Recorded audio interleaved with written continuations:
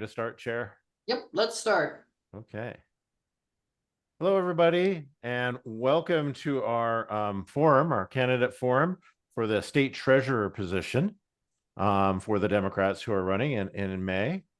We have two great candidates here, Elizabeth Steiner and Jeff Gudman.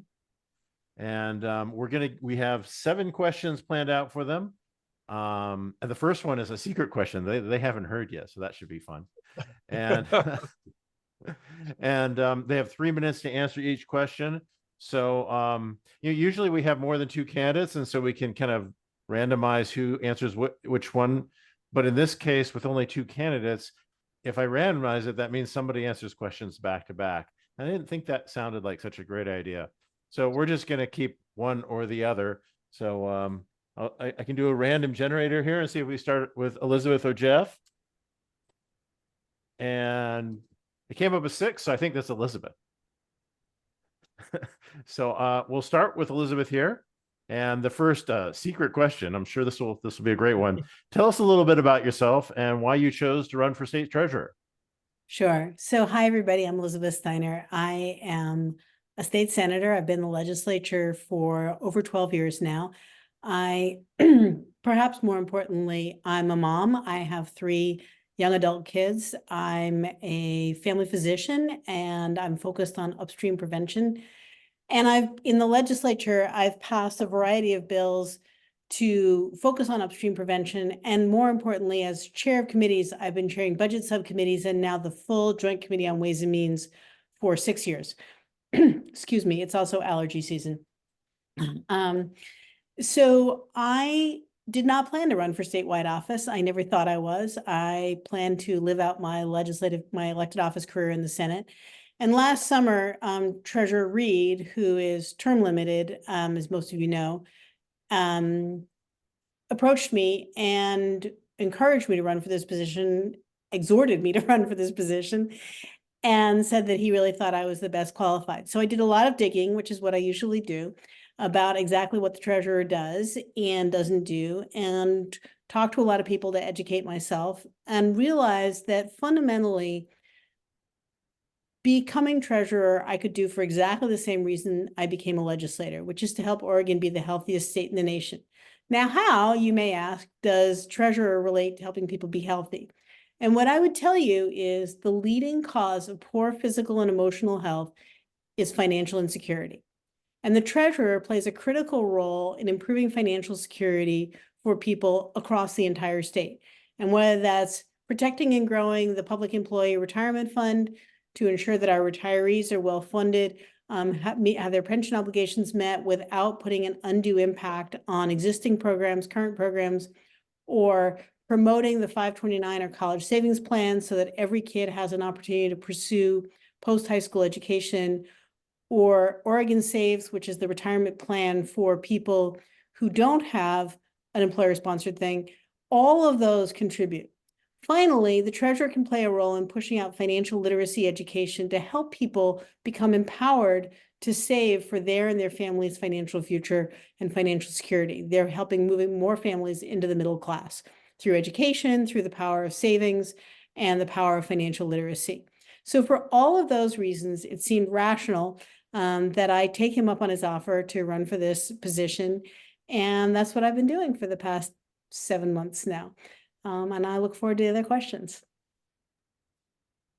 Excellent. Thank you for that answer, Elizabeth. And you did it within time. We still got 15 seconds to go. I don't really know how I'm going to tell you guys when time's coming up. Usually we're in person and we just hold up a little sign, but I don't know. I don't know if you'd notice me doing something like this, or that would just be silly. I don't. So Jeff, you're up next. Same question. Tell us a little bit about yourself and why you chose to run for state treasurer. You bet. And Sean, if you want to hold up a piece of paper with 15 seconds to go, I think that'll help both of us to stay within your guidelines. I'm not bothered by the flashing paper, so feel free to do so. So, good evening, all. My name is Jeff Gudman. I am a candidate for state treasurer, and I'm grateful to be here this evening to have that conversation with you. I decided to become a candidate for state treasurer because of the experience that I bring to bear. Because I'm excited to do it, I've had 45 plus years of experience investing and budgeting all aspects of it. From my Pomona College education with a BA in economics, from my MBA from the Wharton School with a degree in finance and management, my work as an analyst, a controller, a treasurer. And I say to that, what a concept, a treasurer for treasurer. And I've worked for for-profit corporations and nonprofit organizations, as well as 8 years of elected service on city council, has prepared me to deal with all the challenges that go in working with the legislature to help move things better for Oregon. Now, Oregon's a state I grew up in. I returned here at a conscious choice after I finished my business school degree because I had the opportunity to go elsewhere in the country, but this is a state that I love, and I wanted to have an adult relationship with my parents. But I also believe that you cannot love Oregon and not love all Oregonians. And by loving and respecting them, you reach out a hand to help them when they're down, you help heal them when they're sick, and you value and respect them for every individual with respect and dignity. That's the core of my beliefs in all the actions that I've taken in my entire life. The respect for and the dignity of every individual I come across. And this I do believe. I believe that I have a lack of interest in telling people what life or lifestyle is not acceptable, but I want to help them achieve all that they can. I recognize that we constantly have to have change in our institutions, but I'm also aware of too much change too precipitously does not have a good outcome. I have a fondness for government service, but I tend to be skeptical of mass movements. And if anything, I am committed to spreading the idea of opportunity, upward mobility for every individual. And as we go forward over the next few weeks between now and the election, and I know everyone here has they are registered to vote and they will vote, I'm inviting you to go to my website, www.jeffgudman, and look at the platform for Oregon's financial future. I've laid out a bold, progressive, realistic platform in a number of areas, be it climate change, be it looking at the kicker, being able to look at property taxes, looking at greater transparency in what we are doing financially, being of service to the legislature and helping them make the best possible decisions in addition to all the other information they get. So I'm excited to be here, and I'm asking for your vote this evening. All right. Thank you, Jeff. Very good. All right. Our second question goes back to Elizabeth here. What is your experience managing large budgets and investment portfolios? Well, the budget one I've got done in spades, having been co-chair of the state budget committee for 3 biennia now. The state budget runs, we run a $33 billion general fund lottery fund budget. And as co-chair of Joint Committee on Ways and Means, it is my responsibility to make a whole host of decisions about what does or does not get included in agency budgets, what new programs get approved, what existing programs get expanded, what gets cut, and when cuts need to be made. And also how, in particular, our bonds are invested. So on the investment side, one of the things that I do is to make sure that we use our state's bonding capacity to the best possible potential. And that actually is a really critical piece of what the treasurer does in conjunction with the legislature. And that's someplace I've had a working relationship with the treasurer my entire time in the legislature, and certainly in the 6 years that I've been co-chair.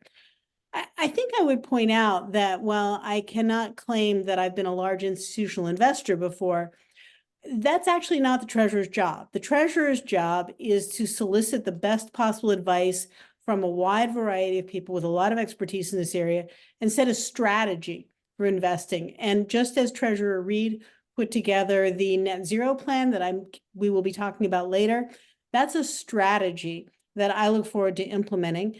And the treasurer is not directly responsible for investments. The treasurer is not a stock picker.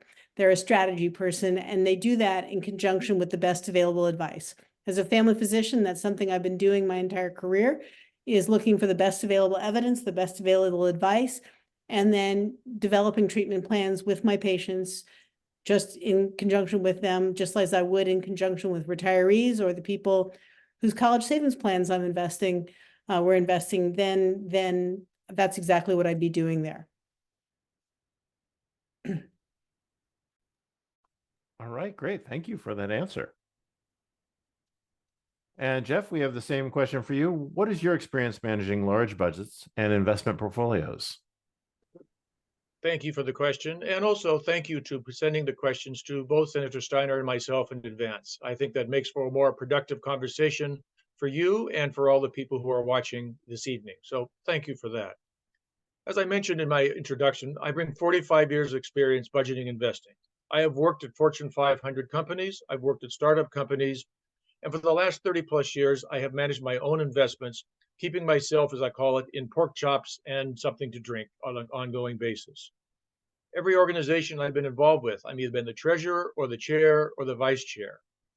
The organizations I'm involved with now, where I'm serving as the treasurer, Clackamas Volunteers in Medicine, a free clinic in Clackamas County, an organization called SAGE for seniors advocating for generational equity. Again, the treasurer for that organization. Those dollars are not in the billions of dollars. But let's address the question of managing billion dollars and watching oversight. Yes, the treasurer is not picking individual stocks. That's an accurate statement. But the treasurer, in conjunction with the Oregon Investment Council and in oversight and working with the chief investment officer of our state in the treasurer's office, a gentleman by the name of Rex Kim, does select the money managers. And you need to have the experience and knowledge of understanding what money managers do. You need to have an understanding of the language of investing. As in any profession, be it doctor, lawyer, plumber, electrician, every profession has its own language that takes time to learn. It's not something you pick up overnight. For example, I have been attending the investment council meetings for almost 15 years. The treasurer is a member of that council. It's important that they understand what some of the best investment minds in the world are saying, but perhaps even more importantly, understanding what those investment minds are not saying. That permits you the ability to ask the tough questions of them that always need to be asked when you're making investments. So no, as the treasurer, or for that matter, anybody in the investment department of the treasurer's office is not picking out individual stocks, but they are dealing with the best investors in the world. You need to understand what they're saying. For example, if someone investor says, we've had a 10% internal rate of return over the last 10 years, you need to understand not only what internal rate of return means, and I apologize for going a little wonky on you, but you need to understand what are the assumptions behind internal rate of return? What does it mean going forward? This is the kind of skill set that I can bring forward to serving as Oregon's next treasurer. Oh, great. All right. Well, thank you, Jeff. Yep. Our next question is particularly relevant, I think, to Marion County, because the state capital is here, and a lot of the people who live here are PERS members. Our state has made a commitment to its workers, which we must be able to fund. In your opinion, what is the most important change needed to ensure long-term funding of PERS? Is Jeff going to go first on some of these? Because I've gone first on the first two. I'm not complaining, but I thought we were going to go back and forth a little. Well, we could go back and forth. The reason why we're not is because then people would be, one of you would have to answer back-to-back questions every time we changed. That's why we didn't. But I kind of prefer that because I think it's all right. Well, we'll go back. We'll switch up on question 4 then. That's fine. Okay. I don't mind. All right. Thanks. Meeting our obligation to pension fund, and I will say I am a tier 2 person myself. I've been working at OHSU since 1999, is really important. And making sure the pension fund is funded as well as possible is important, not only for meeting our obligations, but also for reducing the amount that current employers have to put into PERS into the pension fund to keep it going at that level.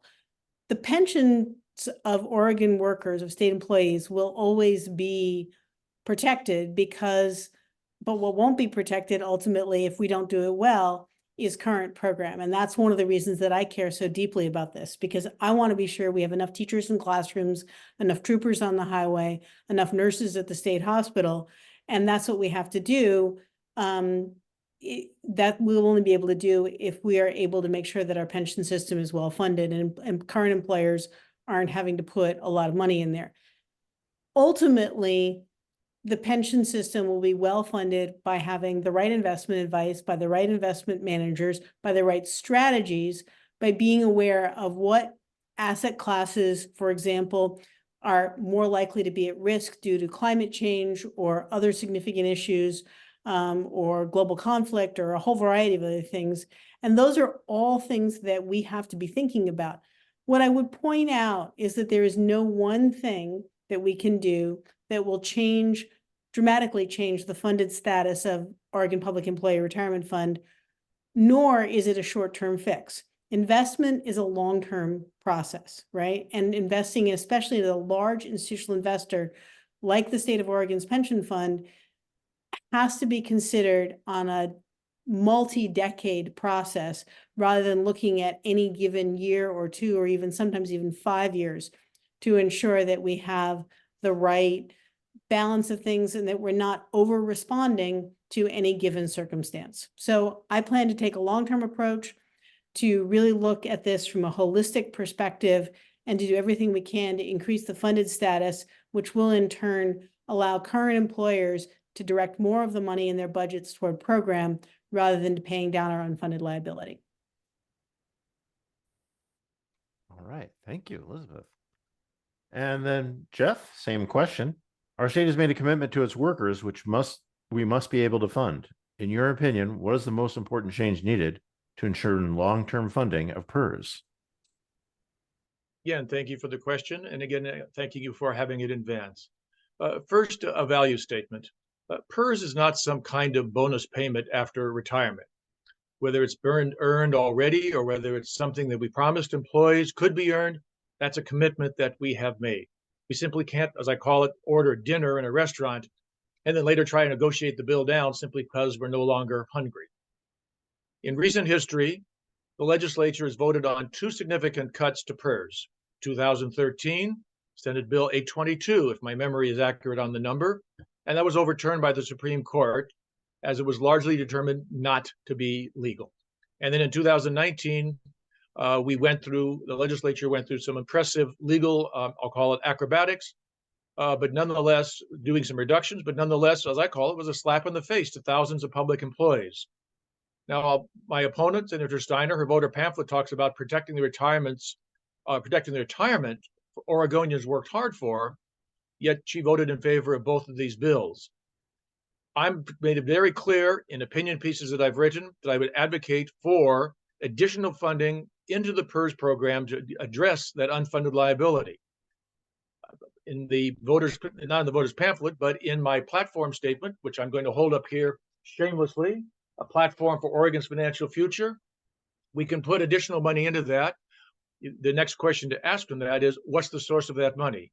That goes to an area that I've written about. I think we need to address the kicker, to potentially use some of the kicker funds, not all, and you want to address the kicker in an appropriate way. Some of that kicker money can go into offsetting the unfunded liability that we have. I wrote about that because I believe that over this decade of the 2020s, the returns are not going to be as strong as they were in the 2010s. So far in this decade, I've been proved right. The last 2 years, 2022 and 23, was basically a round trip on the investments. That's why the unfunded liability is going up. I'm not simply content to wait until all the tier 1 employees, to be blunt, die. That's not the way we want to do it.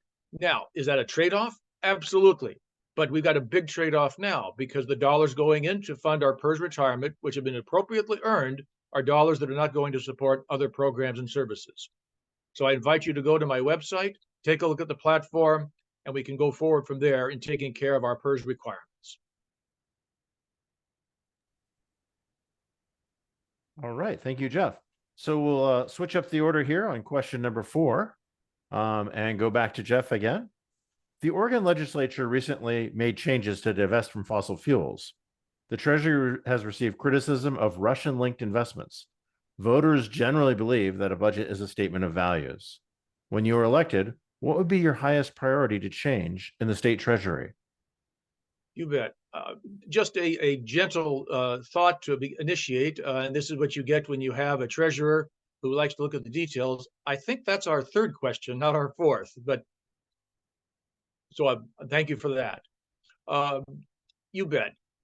The recent change of investment was particularly focused on coal, and it was appropriately called the Coal Act, where it says, based upon the values that we have in Oregon and recognizing that there are a number of factors that go into the decision making about investing in fossil fuels, or for that matter, in any kind of investment, other things equal, we want to let our Oregon values serve to be the final deciding factor.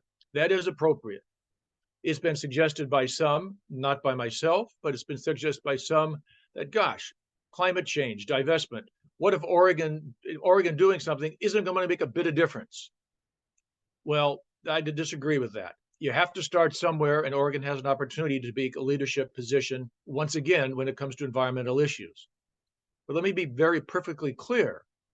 When you have divestment and selling the stock, that's not the first choice. We're going to end up doing that over the decades to come. And the Treasurer Reid has laid out a program for doing decarbonizing the portfolio over the next 30 and 40 years. But to be very clear, are simply selling a stock, say, for example, in ExxonMobil, someone else is going to buy that. That's not going to make one bit of difference about the number of emissions that we have. In addition, we also have our fiduciary responsibility. I believe we have an opportunity to use our institutional power as a significant shareholder in companies all over the world to help say to those companies, we want you to not, one, adopt a climate action plan. Number two, if you've adopted a climate action plan, we're going to hold you to it. A recent example of that just within the last week occurred in Australia, Woodside Energy.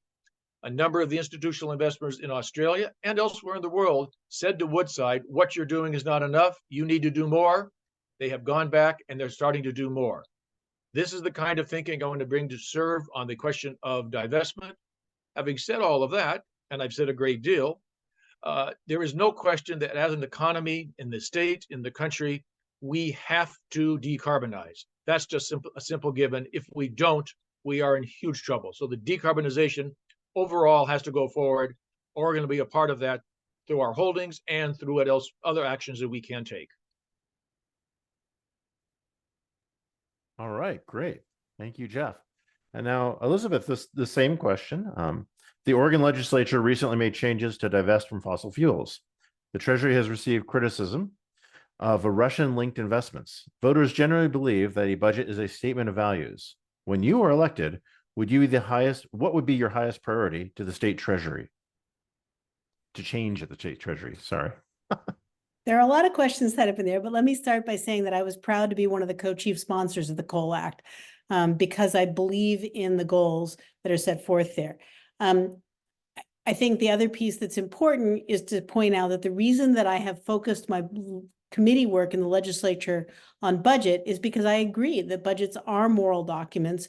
And I have worked very, very hard to ensure that your and my tax dollars are invested in ways through our budgets that help the vast majority of as many Oregonians as possible, and that you have some level of confidence that your tax dollars are going to their highest purpose, especially given our shared democratic values, which I've been trying to put into place for my entire time in the legislature and before then. So,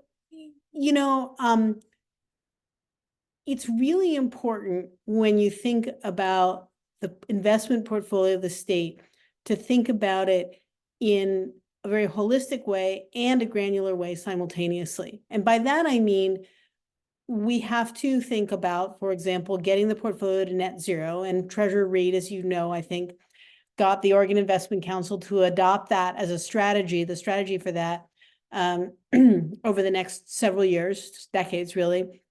And that's going to be a very important thing for the next treasurer, which I hope will be me, to implement. And I'm excited about doing that because I think there's enormous opportunity to use our power as a large institutional investor, as Jeff mentioned, to push companies to make sure that they not only have a climate action plan, but are actually implementing it, to think really, really hard about how do we extract ourselves from fossil fuel companies at the right time.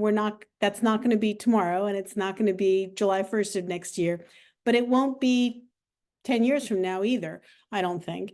And to also think about how do we use the power of our portfolio to make significant investments in renewable energy to move the needle on carbon emissions. Now, as Jeff mentioned also, will Oregon doing that make a huge difference in the entire world in terms of total carbon emissions? No. And Oregon has a long track record of being a leader in innovative ideas that make a difference and that get other entities to follow our lead. The best example I can think of is the Oregon Health Plan. We transformed the way we offer our Medicaid program in this state over 30 years ago, and it has been absolutely a huge success. And it means that people in Oregon, vast majority of people in Oregon, have some form of health insurance that's good insurance. And many other states have followed our example. We played a role in helping develop the Affordable Care Act because we had done that work. We can and should, as a large institutional investor, as one of the largest pension funds in the country, larger than the sovereign wealth of many nations, we can and should play a leadership role in getting our portfolio to net zero. So I'm very excited to be able to implement all of those things. Excellent. Thank you for that answer. Thank you so much. Now, our next question is particularly important to, I know, a lot of the people who are here on the call tonight, because a lot of them are neighborhood leaders. And when you go through neighborhood leader training, the first question that we go around the room and ask people is, why are you a Democrat? So they'll be ready when they knock on the doors of their neighbors who are all also Democrats to talk about that in a really positive framework. So that's our question, and it goes to you first, Jeff, is why are you a Democrat? Certainly. And let me just address a question that's out there that has come up on more than once when I've traveled around the state, which I've been doing for the last several months and talking with people. They've said, Jeff, you ran for treasurer in 2016 to 2020 as a Republican.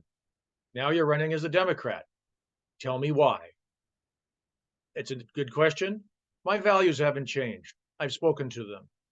The fact of the respect for and the dignity of every individual, of lending a helping hand to someone when they need it.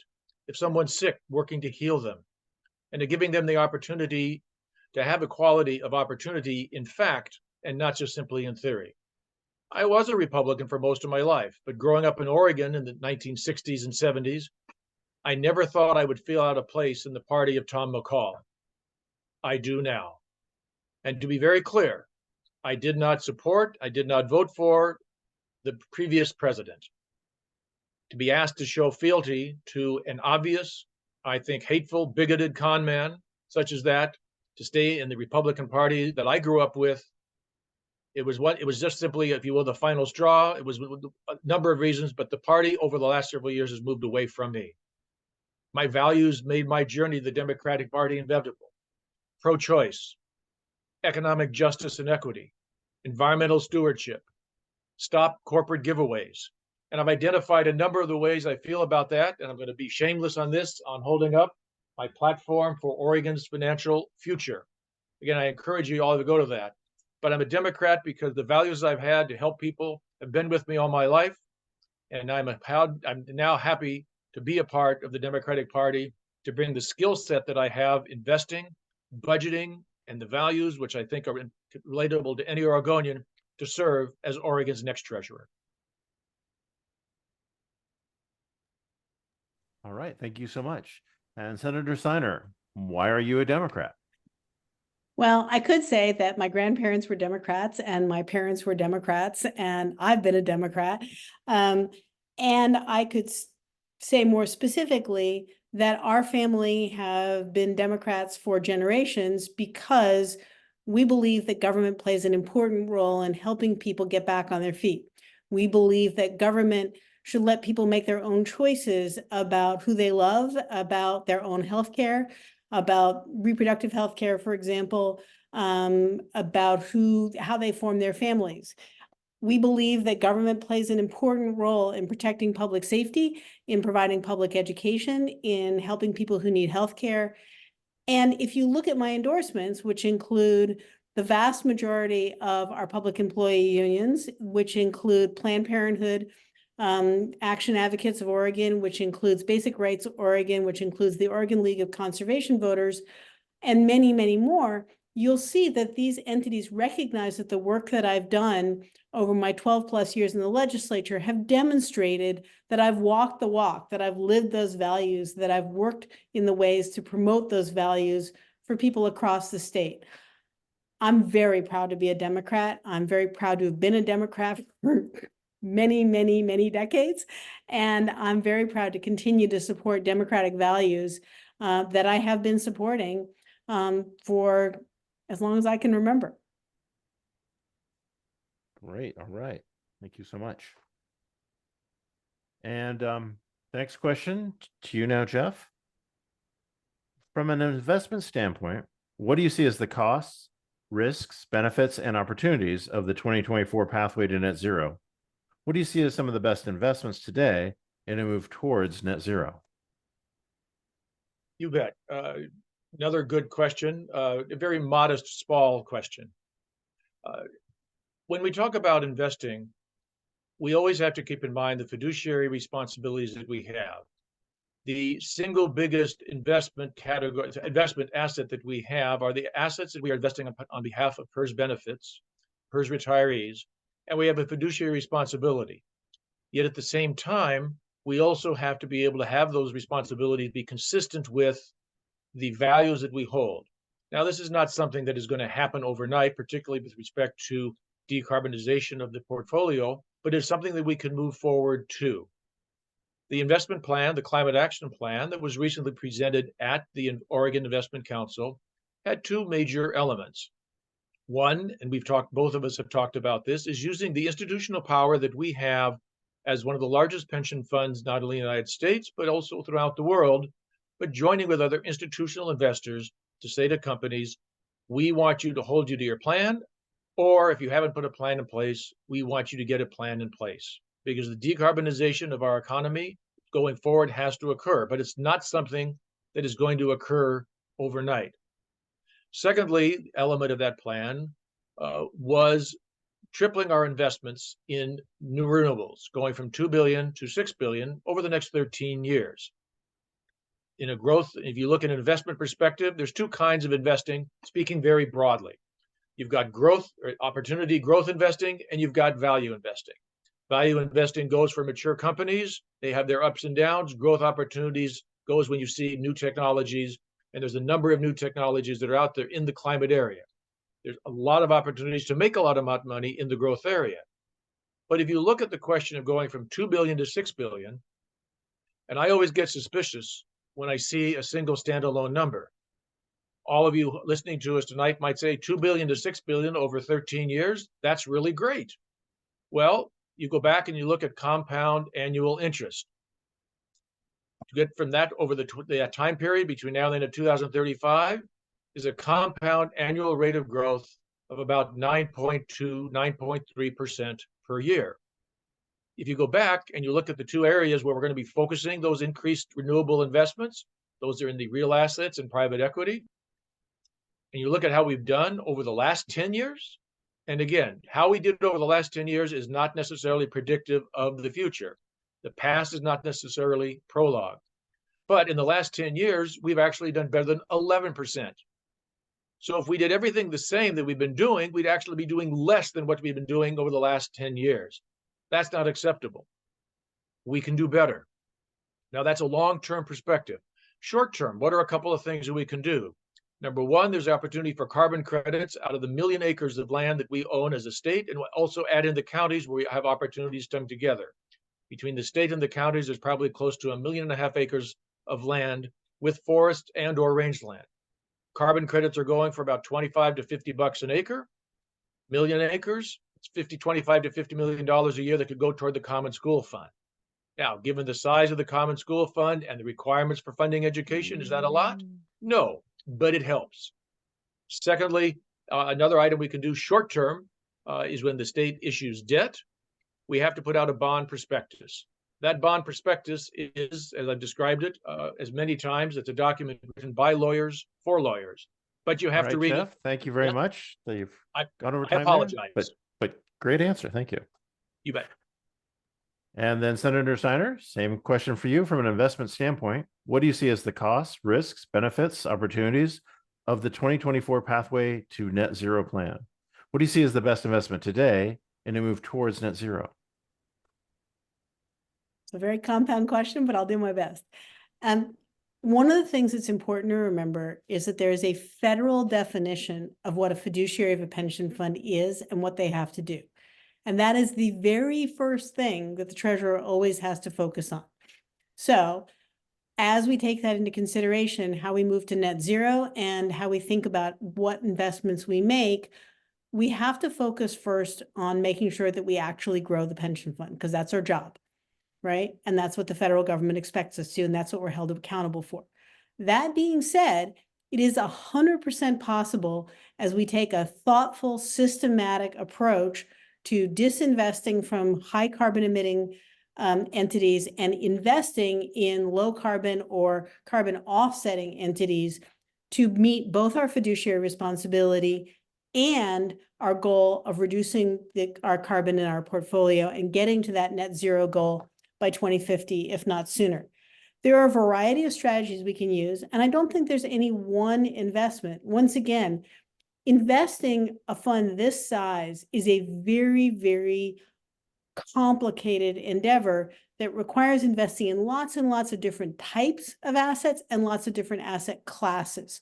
So to assume that there's any one particular investment that's the best investment to make, I would push back a little bit on that, to say that what there is an opportunity to think broadly about these investments, think about new technologies, to think about ways that we can use existing resources to make those investments, to think about ways that we can ask really tough questions, not only about emissions, for example, from the perspective of what you take out of the ground, but also in what are called Scope 3 emissions, which are emissions that come from logistics companies that are moving materials all over the world, right?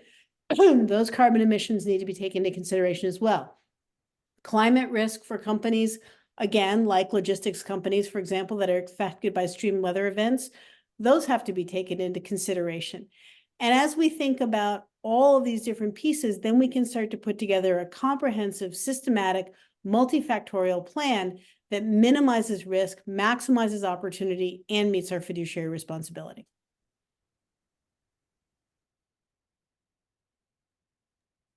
All right, Senator Steiner, thank you so much for that.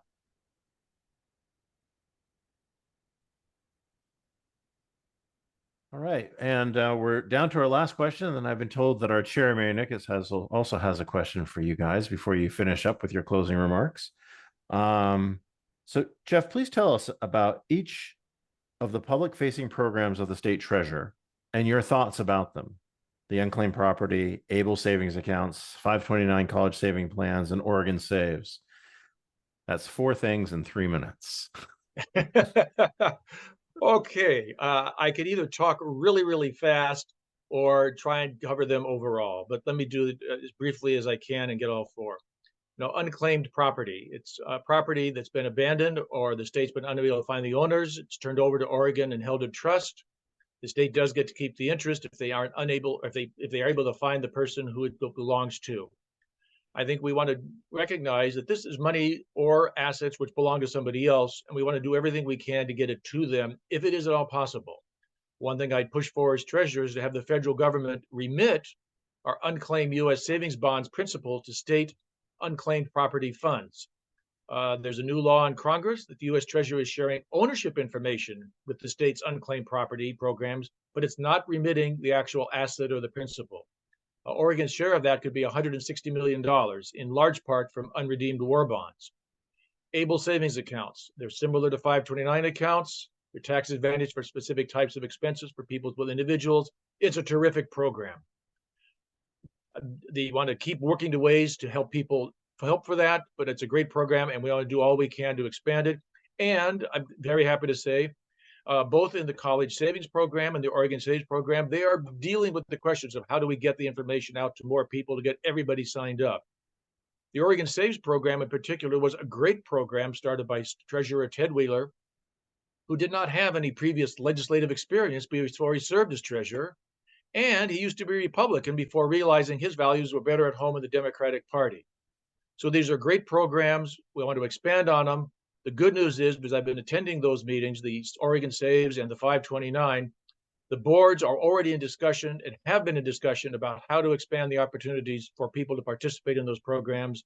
And I've identified some things that we can do with unclaimed property that I'd like to do if I'm able to serve as Oregon's next treasurer. All right, great. Thank you so much. And Senator Steiner, the same question for you. Please tell us a little bit about each of the public-facing programs of the state treasurer and your thoughts about them. Unclaimed property, ABLE savings accounts, 529 college savings plans, and Oregon Saves. Yeah, I need to start by correcting something, or maybe I misunderstood something that Jeff just said. The Oregon Saves program was actually passed by then Representative Reed when he was in the legislature in 2015. And then he became treasurer after the 2016 election and was the one who's been responsible for implementing it. So while it's true that Treasurer Wheeler was in office when that bill was passed, the vast majority of the implementation has occurred under the chief sponsor of that bill, Treasurer Reed. So Oregon Saves, I would agree with one point that Jeff made, which is that each of these programs is underutilized. Oregon Saves is better than most because of the requirement that people participate in it and it being an opt-out program. But only, depending on the county, anywhere from 5 to 25% of kids have 529 accounts or college savings account. And that's because most people don't realize that they can be used for almost any kind of post-secondary education. And we have an obligation to do a much better job of educating families about this and the power of starting to save very early on. Unclaimed property, as an aside, if you don't know about missingmoney.com, that is the official site of the National Association of State Treasurers, where you yourself can look up, put your name in, and look at every bit of unclaimed property around the country that might in fact be yours. I've done it, and I've found 3 or 4 of them scattered around the country. So there you go. Not just in Oregon, but in other states I've lived in. So I encourage you to do that. And all of these things, one of the biggest problems we face in government in general is that we just don't do a good enough job communicating with Oregonians across the entire state about their opportunities to use these programs. ABLE accounts, for example, if you have a family member with a disability, you and that person should know that you can start an ABLE account for them, which allows them to save and build assets for their future without compromising eligibility for benefits that are income-based, right? Those assets don't count against your income. Many families don't know this. Many people with disabilities, even intellectual and developmental disabilities, are working at some level, and they can and should be saving through an ABLE account that will give them a more secure future, especially if their parents pass away or other family members aren't available to help them down the road. So our fundamental job is to educate Oregonians. And the last thing I would add to that is we have to develop ways to make it easier to enroll in all of these programs and easier to track all of your investments. There is no reason that you should have to log into multiple websites to see your Oregon Saves account, one kid's 529 account, and another kid's ABLE account. This is the 21st century, people, right? We should be able to have one platform that you can log into to see all of your family's accounts, and that should be mobilely accessible as well. So that's one of the things that I plan to prioritize to make sure that people can really feel ownership of their own money. Great. All right. Thank you. And now our chair, Marion, would like to take over for a moment, and she has her own question for you guys. Hello. Thank you both for coming. Really appreciate it. Thank you for being willing to serve our great state. That's very, very important, and we appreciate it. I had a question because I noticed there weren't any real land use questions. There are some environment questions, but I wanted to get a land use question in here because the state treasurer will be a member of the state land board. First part of the question is, do you wholeheartedly support Oregon's land use laws? And the second half is, how do you see your role as treasurer to demonstrate that support? Specifically, as the treasurer is a member of the State Land Board. And I'll go ahead, Jeff, why don't you go ahead and go first? You bet. Thank you for bringing up that topic since it was one we had not addressed. Do I wholeheartedly support Oregon's land use laws? I'll do a yes, but. I mean, I was here in the state when Senate Bill 100 was passed under the leadership of Governor McCall and Hector McPherson in our legislature. It has served us very, very well. Does it have some challenges with it? Yes, of course. Do I agree with the recent change in the legislature that it went through where it did permitted some minor expansions in some areas where do some swaps or expand the urban growth boundary? It's not the road I would have gone for a couple of reasons. One, the money being set aside to help to pay for the infrastructure to provide for that it is insufficient. It would barely cover, even with the revolving loan fund, it's going to be barely covered cost of infrastructure or even small expansions. But going back to the original part, do I generally wholeheartedly support our land use laws? Yes, it has saved us so much. I'm an advocate of going up, as I call it, expanding up, not out, because the cost of infrastructure doing so is so much better. One change I would make with my service on the State Land Board is each member of the State Land Board, the governor, the secretary of state, and the treasurer, has a person with them in those meetings who in effect serves as a liaison, non-voting participant in those meetings. In the past, it's always been somebody who has been in the governor's office, the secretary of state's office, or in the treasurer's office. I want to expand the group who I would consider for having someone there. For example, there's no fundamental reason why you couldn't have somebody from the Oregon League of Conservation Voters or the Thousand Friends of Oregon serving as my person as treasurer when I participate in the Oregon Land Board meetings. I think help that provide a broader perspective in going forward. I mean, the State Land Board, it's with our laws that we have with respect to meetings, it is very difficult, if not even impossible, for the governor to just call up the treasurer and say, hey, I'd like to talk to you about this. Not that we're making a decision, but then it has to be a public meeting because it's the majority of the group of that particular board. So that's I mean, if it was possible and going forward, this is not high on my priority list, but I'd like to expand the size of the State Land Board to require a constitutional amendment, just because I want to be able to talk to the other colleagues on the board outside of the meeting just to help gain understanding. But more importantly, like to broaden the area that I look at for having the person who's serving as the assistant, and then coming full circle about Oregon's land use. Do I wholly support it? Yes, but things can always be made better. Thank you. And Senator Steiner. Thanks. I will actually agree with Jeff on the yes and. For me, it's more of a yes and than a yes but I think that's kind of a minor point. In general, one of the many things that makes Oregon such a wonderful state is that we have contained urban growth and that we have not sacrificed. I can leave my home in Northwest Portland and drive for 15 minutes and be in farmland. And that's a good thing. That is better for everybody's well-being, and it's better for our agricultural heritage and so much more. That being said, we also have good examples, and I worked on one with Senator Finley out in Malheur County, where the urban growth boundary was set up in such a way that 2,000 acres of prime farmland were included inside the UGB, and thousands of acres of land that actually were not farmable but were buildable were outside the UGB. And it was very, very difficult to create the swap. And I did not take anybody's word for it. I went out there to look at the land. So I think that we have to have a system in place where the legislature doesn't have to do one-off bills every time we discover a problem like that.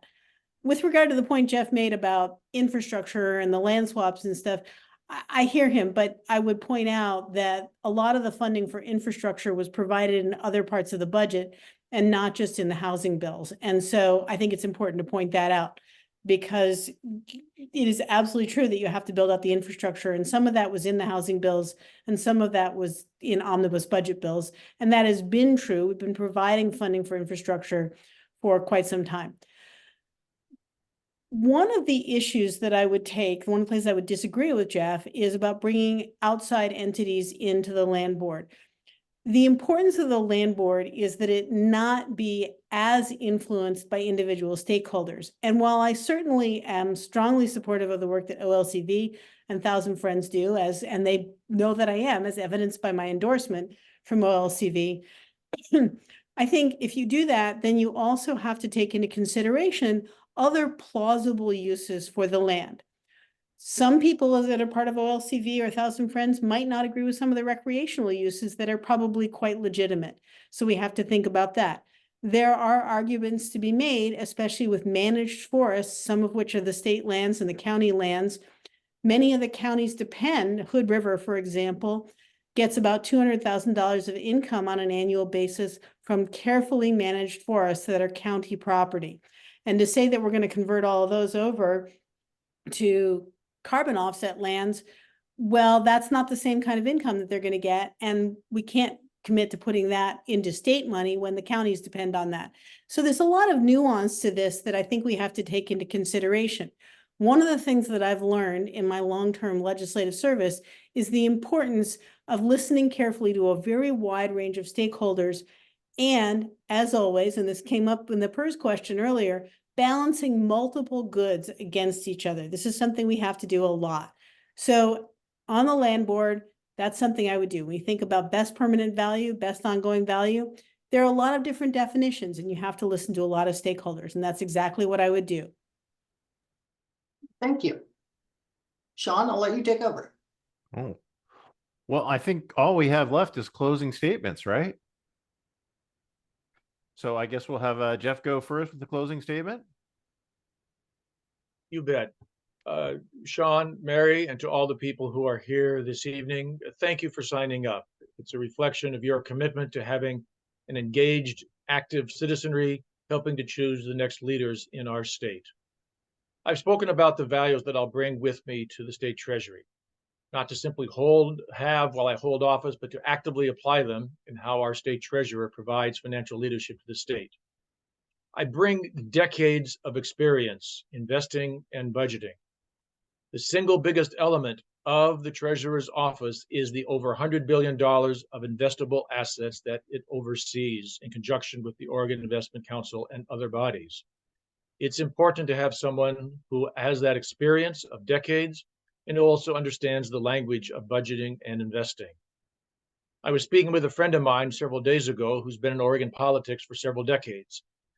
And he commented to me that the office of state treasurer is often the most potentially effective and least utilized office in state government. And I believe, and he confirmed that when I asked, that he meant by that, we've come used to treasurers that only focus on steering the ship, which is vitally important, don't get me wrong, but it's only half the job. And the office has come to be seen oftentimes as a stepping stone to the next office, so you want to keep your head down and not make waves. And while we have fiduciary responsibilities, fiduciary values, obligations, that doesn't mean we don't have our values going forward. I believe we must bring Oregon's values to bear, or perhaps I should say to bull, since we want bull markets all the time. That doesn't happen, but we can hope for it.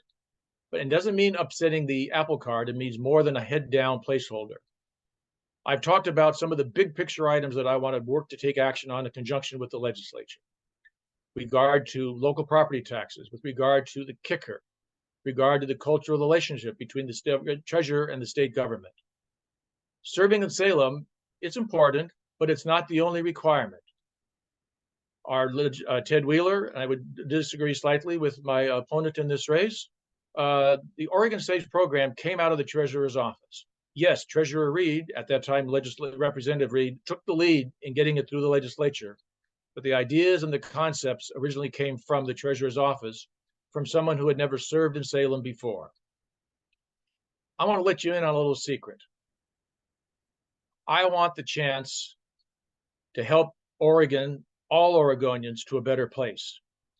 And as serving as treasurer, I can do that. Archimedes once said, if you give me a place to stand and a fulcrum, I can move the world. Elect me to the treasurer's office, and together we can move Oregon. Thank you for this opportunity this evening, and good luck in your decision making. Wonderful. And Senator Steiner, closing remarks. Thanks so much. You know, I never planned to run for elected office at all. And then I certainly didn't plan to run for statewide office. I was happy in the Senate. I've been happy in the Senate. And I didn't consider it until Treasurer Reed recruited me. And I'm doing it, as I said at the beginning, because I believe the treasurer can and should take a proactive role in helping every Oregonian achieve financial security. This is a place where Jeff and I agree. I think the treasurer can and should take a much more proactive role. Like Jeff, I have absolutely no plan to pursue other offices. By the time I'm done with this, I will be at a point where I plan to be happily focused on being a grandmother. And that's my next job. But fundamentally, I believe in the power of individual Oregonians, and I believe in the power of state government to help individual Oregonians and Oregon families build their own financial future and give them the tools to do it. My time in the legislature has been characterized by giving people boots so they can pull themselves up by their bootstraps. And that's what government can and should do. That's what we've been doing. We've been making sure that people have access to healthcare, regardless of documentation status. I was one of the chief sponsors of that bill. We've been moving people forward to have access to the earned income tax credit. I helped increase participation in that by well over 25% by just passing a simple bill to give people information about EITC along with their W-2s. These are the kinds of tools that we can and should use to give Oregonians their own power to control their financial future, to give them the education, to give them the platforms and the tools to build out for themselves and their children so that they have that emergency savings that can be the difference between being able to get a car repaired and keep your job or don't get a car repaired and lose your job. That they can save for their children's future, because we know that having a 529 account increases your likelihood of going to college by over 300%, no matter how much or how little is in that account. And yet, families think that if they can't put thousands of dollars into those accounts, it doesn't make a difference and they might as well not bother. Well, we need to educate them otherwise. And that's our job, to partner with unions, to partner with parent-teacher associations, to partner with faith communities, to partner with community-based organizations, and develop culturally appropriate, regionally appropriate education to help people understand that they can be in control of their own financial well-being, and we can give them the tools that they can then use to do that. I am committed to being a treasurer who gets out across the state, as I have done. I think I've been in 20 counties for work in the past 12 months. And that's what I will continue to do, to get out there, to listen, to make sure I know what people need across the state, to make sure that we understand how to tailor our offerings to meet them where they're at, and to make sure that what we have is completely accessible and helps Oregonians become members of the middle class, to maintain their financial security, to grow it, and to give their children the best shot at an education and a strong financial future. I am committed to being a treasurer who serves every single Oregonian. I'm committed to serving 8 years in this office, assuming I get elected this time, which I hope I will. And I think that I have the background, the experience, and the track record, the proven track record of getting things done in the legislature in partnership with multiple different parts of state government at the county, city, and state level that I will bring to bear as treasurer. And that's why I'm excited to serve in this role. Thank you so much for that. One of the things I love about being a Democrat is that we get such great, competent people to run for public office. I think it's probably one of the big things that differentiates us from the Republican Party is the competence level of the people who choose to run for office under the banner of the Democrats. And I think we certainly saw that here tonight with both these really great candidates who I didn't know well before now, but I do feel now like I know them a whole lot better. So I want to thank you both for coming tonight. And I want to thank everyone else here for taking a look and joining in with the fun. Thank you all very much. I would echo Jeff's thanks to you for participating and taking the time to listen and inviting us here. Take good care. Be well, Bye, everyone. Thank you. Good night, everyone. Good night. Good night.